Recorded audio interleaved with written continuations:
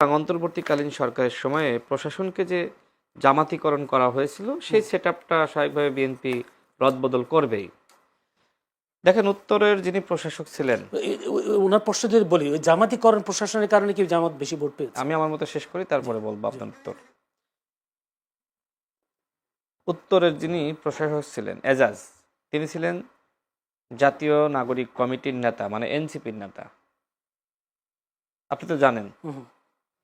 আন্তর্জাতিক অপরাধ ট্রাইব্যুনালের যিনি চিফ প্রসিকিউটর, তিনি ছিলেন এবি পার্টির নেতা, মানে 11 দলীয় যে জোট হলো সেই এবি পার্টি তো ওই জোটের অংশ। দক্ষিণে এনসিপির একজন নেতাকে নিয়োগ দেওয়ার চেষ্টা করা হয়েছিল, যেটি নিয়ে গ্যাঞ্জাম শুরু হলো। সরকারে এনসিপির 3 জন উপদেষ্টা ছিল, বিভিন্ন দপ্তরে এনসিপির ছাত্র উপদেষ্টা ছিল না?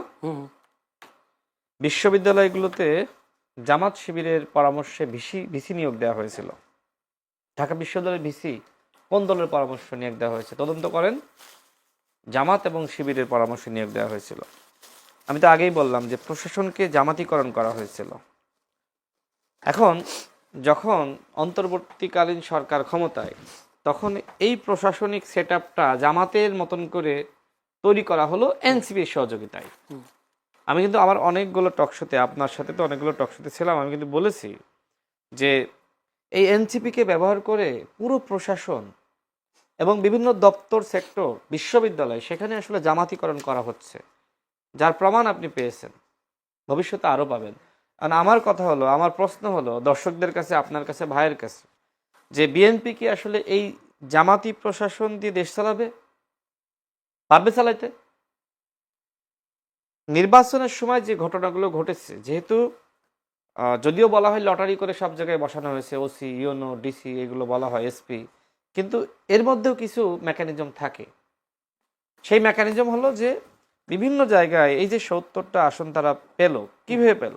কারণ প্রশাসনে ব্যাপকভাবে জামাতিকরণ করা হয়েছিল। এখন বিএনপি তারা ক্ষমতায় গেছে, তারা তো এই প্রশাসন রাখলে দেশ চালাতে পারবে না। জামাত শিবিরকে আসলে বিএনপিকে সহযোগিতা করছে, তার নমুনা কি আপনি পেয়েছেন?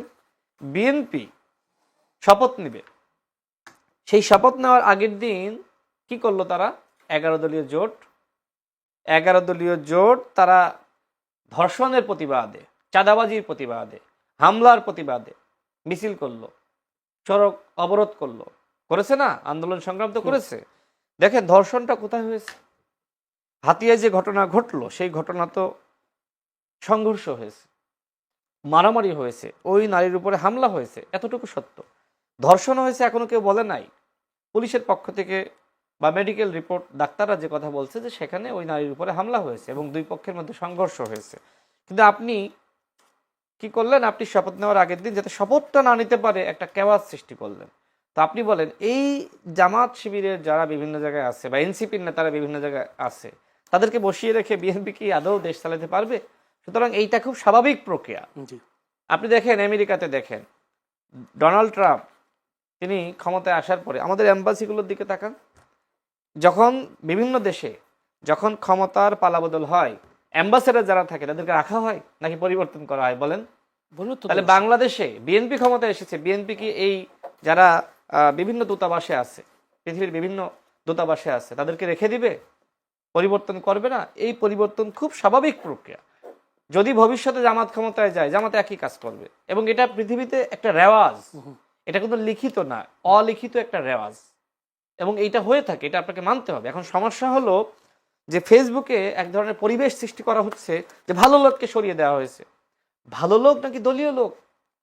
আন্তর্জাতিক অপরাধ ট্রাইব্যুনালের যিনি চিফ প্রসিকিউটর ছিলেন, তিনি তো দলীয় লোক, তো স্বাভাবিকভাবে তাকে তো বিএনপি রাখবে না, এবং তিনি এবি পার্টির নেতা, আর এবি পার্টি জামাতের সাথে অন্তর্ভুক্ত, একসাথে নির্বাচন করেছে, এই ধরনের বিভিন্ন ঘটনা ঘটেছে। সুতরাং এইটাকে আপনি দলীয়করণ না বলে বলেন যে এটা আসলে স্বাভাবিক একটি প্রক্রিয়া, এটা সবসময় থাকবে। জামাত ক্ষমতায় এসে বিএনপির একজনকেও রাখবে না, বরং বিএনপি ক্ষমতায় আছে না, বিএনপি হয়তো উচ্চ পর্যায়ে রদবদল করছে, কিন্তু অন্যান্য জায়গায় অন্যান্য সেটআপ যেখানে আছে এইটা পরিবর্তন করছে না। বিএনপি অন্তত আস্থা রাখেন, বিএনপি অন্তত এই কাজটুকু করবে না যেটা অতীতে হয়েছে। যদি জামাত এবার ক্ষমতায় আসতো, জামাত ক্ষমতায় এসে বিএনপি নাম গন্ধ রাখতো না, বিএনপি করেছে, ছাত্রদল করেছে, এরকম কাউকে প্রশাসনের কোথাও রাখতো না, কিন্তু বিএনপি রাখবে। ছাত্র শিবির করেছে, তারপরে বিএনপি তাকে চাকরিচ্যুত করবে, এই ধরনের ঘটনা ঘটেনি, ঘটবেও না। কিন্তু এই জায়গাগুলোতে যদি বিএনপি, বিএনপির আমলে আরো বেশি চাকরি পেয়েছিল শিবিরের। হ্যাঁ শিবির পেয়েছে না, তাদেরকে কি বিএনপি সরিয়ে দিবে? এই ধরনের ঘটনা কি এখনো ঘটেছে? ভবিষ্যতে ঘটবে না। বিএনপির উপরে, প্রধানমন্ত্রীর উপরে আপনারা আস্থা রাখতে পারেন, কিন্তু সেই আস্থাটা যাতে সৃষ্টি না হয় সেজন্য সব থেকে বেশি বিরোধিতা করছে হচ্ছে জামাত। আমরা বলছি না জামাতের সাথে আপনি এমন কিছু করেন যাতে করে বৈষম্য হয়। হ্যাঁ, জামাত জামাতের মতো রাজনীতি করছে, বিএনপি তার রাজনীতি করবে না। বিএনপি কি ক্ষমতায় গেছে আপনার প্রশাসনকে জামাতিকরণ করার জন্য? একটা কথাই জানতে চাই, শুধু চাকরির ক্ষেত্রে, নিয়োগের ক্ষেত্রে দলীয় নেতাকর্মী প্রাধান্য পাবে না, এটা কি আপনি বলতে পারেন? তো না, অবশ্যই জি, কোনো বৈষম্য থাকবে না। চাকরির ক্ষেত্রে যার মেধা আছে সেই চাকরি পাবে। কিন্তু বিএনপি ক্ষমতায় এসেছে যেহেতু অন্তর্বর্তীকালীন সরকার আমলে প্রশাসনকে মোটামুটি 80% জামাতিকরণ করা হয়েছিল, তো সেই সেট আপ রেখে তো বিএনপি গভর্নমেন্ট চালাতে পারে না। সুতরাং বিসিএস পরীক্ষা হবে, শিবির কেউ করতো, পরীক্ষা দিবে, সে চাকরি পাবে। অবশ্যই এটা বিএনপির একটা এজেন্ডা। বিএনপি কখনোই মেধাবী কাউকে সরিয়ে দিবে না। শিবিরের অনেক নেতারা এখন পুলিশের বড় বড় কর্মকর্তা হিসেবে আছে, বিএনপি সরাই দিচ্ছে না, দিবেও না, চাকরিচ্যুতও করবে না, যেটা আওয়ামী লীগের সময় হয়েছে। সুতরাং এই বিএনপির উপরে আস্থা রাখতে পারে। কিন্তু জামাত শিবির এমন ফেসবুকে এমন কিছু মানে কর্মযোগ্য তারা করছে, মনে হচ্ছে যে বিএনপি ক্ষমতায় এসে চাঁদাবাজি বেড়ে গেছে। আপনি দেখেন একটা চাঁদাবাজি প্রশ্ন নিয়ে আমি আসি, শেষ করি। একটা চাঁদাবাজি প্রশ্ন নিয়ে আমি আসি, চাঁদাবাজি না, একটা শেষ যেটা প্রসঙ্গ আনছি শেষ করি। একটা ঘটনা আমি দেখলাম যে ট্রাক চালককে মারছে জামাত শিবির, এটাকে ফেসবুকে সামাজিক যোগাযোগ মাধ্যমে ছড়িয়ে দিল যে চাঁদা দিচ্ছেন এই জন্য ট্রাক চালককে মারছে। কিন্তু ঘটনা কি, সিএনজিতে ট্রাক মেরে দিচ্ছে, সেই সিএনজি চালক উঠে গিয়ে ট্রাক চালককে মারছে। এরপরে আপনি দেখেন যে সম্ভবত আপনার যাত্রাবাড়িতে যে ঘটনা ঘটলো, সেখানে লেগুনা স্ট্যান্ডে দাঁড়ানো নিয়ে এক ধরনের সংঘর্ষ হয়েছে। হ্যাঁ, যেটা পুলিশ বললো, সেটা বলা হলো যে বিএনপি চাঁদাবাজি করে ওকে, মানে চাঁদা দেয়নি এজন্য মেরে ফেলিয়েছে। ঘটনাগুলো ফেসবুকে এইভাবে এই জামাত শিবির ছড়িয়ে দিচ্ছে। বিশ্বাস করে না, পত্রিকা তো নিউজ আছে, পত্রিকায় তো কিছু ঘটনা তো ঘটে। আপনি দেখেন এই যে দেশ বাংলাদেশকে আপনি কল্পনা করেন, এই যে বিএনপি যারা করে, আওয়ামী লীগ যারা করে, জামাত শিবির যারা করে, সবাই কি বাংলাদেশের নাগরিক না? অবশ্যই। আচ্ছা আমাকে বলেন তো, এই দেশের নাগরিক সবাই ভালো হয়ে গেছে? সুতরাং খারাপ মানুষ যেমনি বিএনপিতে আছে, ভালো মানুষও আছে। আর জামাতের সবাই কি ফেরেস্তা? ভোটের আগের দিন রাতে জামাতের নেতারা টাকার ব্যাগশ ধরা হয়েছে না, তাদেরকে গ্রেপ্তার হয়েছে না? এই যে জামাতের আপনি এতগুলো আসন দেখছেন, এটা কি জনপ্রিয়তা? যেটা ভাই বললেন যাতে ভোট কিভাবে বাড়লো, আরে ভোট বেড়েছে কিভাবে? গ্রামগঞ্জে যারা মানুষ লেখাপড়া জানে না, অনেক সময় অসচেতন, তাদের ভোটটা কেন হয়েছে?